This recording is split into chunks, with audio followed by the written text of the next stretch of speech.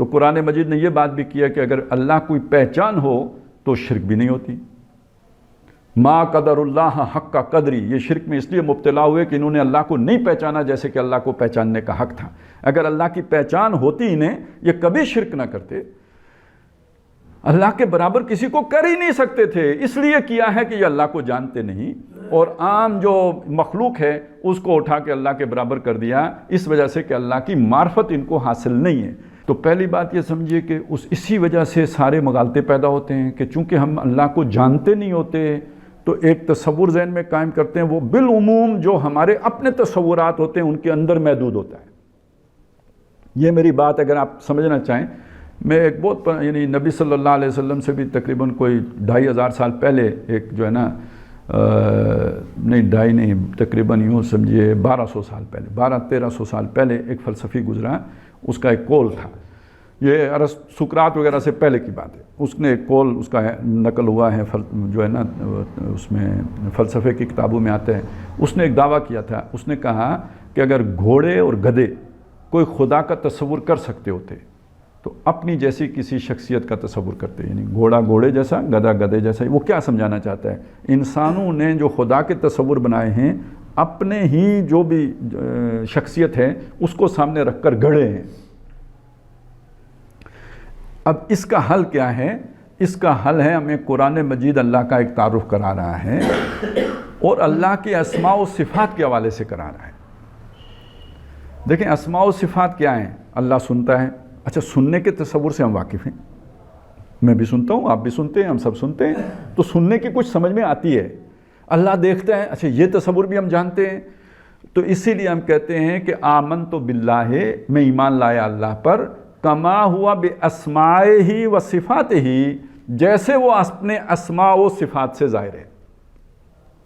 تو ہم اللہ کی پہچان کر سکتے ہیں، اس کی ذات کی پہچان نہیں کر سکتے.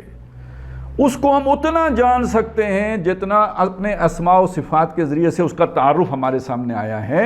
اور وہ تعارف کس نے پیش کیا ہے؟ قرآن مجید نے پیش کیا ہے. یہ میں نے تھوڑی سی تفصیل آپ کے سامنے اس لیے رکھی.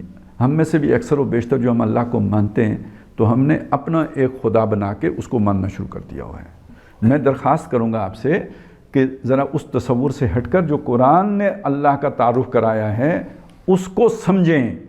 غفور ہونے کا مطلب کیا ہے، رحیم ہونے کا مطلب کیا ہے، سمیع ہونے کا مطلب کیا ہے، لطیف ہونے کا مطلب کیا ہے، متکبر ہونے کا مطلب کیا ہے، العزیز ہونے کا مطلب کیا ہے، خبیر ہونے کا مطلب کیا ہے. یہ جو اللہ کی مختلف صفات آئی ہیں ان کے ذریعے سے اللہ کو پہچانے، وہ اللہ ہوگا جو قرآن مجید میں جس کا تعارف آیا ہے. نہیں تو ہم اپنی کسی تصور کو اپنا خدا بنا کے بیٹھ جائیں گے. ما قدر اللہ حق کا قدری کی بات ہو جائے گی، اس کے ساتھ بہت سی مغالطے بھی آ جائیں گے کیونکہ ہمارا اپنا بنایا ہوا ہوگا.